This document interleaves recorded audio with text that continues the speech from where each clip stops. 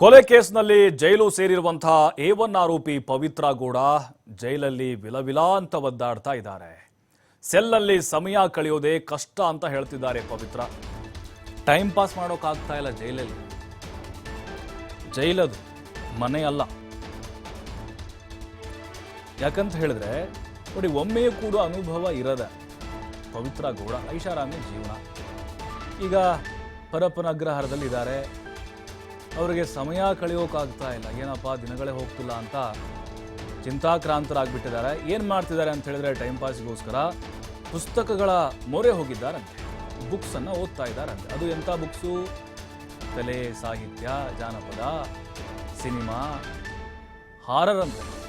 Horror thriller ಬಗೆಗಿನ ಪುಸ್ತಕಗಳು, ಬೇರೆ ಪುಸ್ತಕಗಳಲ್ಲ. ಸೆರೆವಾಸದಲ್ಲಿ ಏಕಾಂಗಿಯಾಗಿ ಕಂಗಾಲಾಗ್ಬಿಟ್ಟಿದ್ದಾರೆ A1 ಆರೋಪಿ ಪವಿತ್ರ ಗೌಡ. ಅಲ್ಲಿ ಸಹಜವಾಗಿ ಲೈಬ್ರರಿ ಇರುತ್ತೆ ಜೈಲಲ್ಲಿ. ಅಲ್ಲಿರುವಂತಹ ಸಿಬ್ಬಂದಿ ಕೇಳಿಕೊಂಡು ನನಗೆ ಪುಸ್ತಕ ಕೊಡಿ, ಟೈಮ್ ಪಾಸ್ ಮಾಡೋಕ್ಕಾಗ್ತಾ ಇಲ್ಲ, ನನಗೆ ಸಮಯ ಕಳೆಯೋಕ್ಕಾಗ್ತಾ ಇಲ್ಲ, ತುಂಬ ಬೇಜಾರಾಗಿದೆ, ಏನು ಮಾಡಬೇಕು, ಕೂತು ಕೂತು ಸಾಕಾಗಿದೆ, ಆ 4 ಗೋಡೆನೇ ನೋಡೋದಾಗ್ಬಿಟ್ಟಿದೆ. ಕಂಬಿ ಎಣಿಸೋದೇ ಅಂದರೆ ಕಂಬಿ ಎಣಿಸೋದು, ಎಷ್ಟು ಕಂಬಿ ಇದೆ, 1 2 3 4 ಮತ್ತು 1 2 3 4 ಇದೇ ಮಾಡೋದಾಗ್ಬಿಡ್ತು ನನ್ನ ಜೀವನ. ಈಗ ಜೈಲಿಗೆ ಬಂದು ಪುಸ್ತಕ ಆದರೂ ಕೊಡಿ, ನಾನು ಓದಿ ಟೈಮ್ ಪಾಸ್ ಮಾಡ್ತೀನಿ ಅಂತ ಬುಕ್ಸ್ಗಳನ್ನು ಓದ್ತಾ ಇದ್ದಾರಂತೆ, ಹಾರರು ಮತ್ತು ಥ್ರಿಲ್ಲರ್. ಅಂದರೆ ನೋಡಿ, ಯಾವತ್ತೂ ಕೂಡ ಪುಸ್ತಕವನ್ನು ಓದದಂಥವರು ಕೂಡ ಅಲ್ಲಿ ಈ ರೀತಿಯಾದಂಥ ಹವ್ಯಾಸಗಳನ್ನು ಬೆಳೆಸ್ಕೊಳ್ಬೇಕು.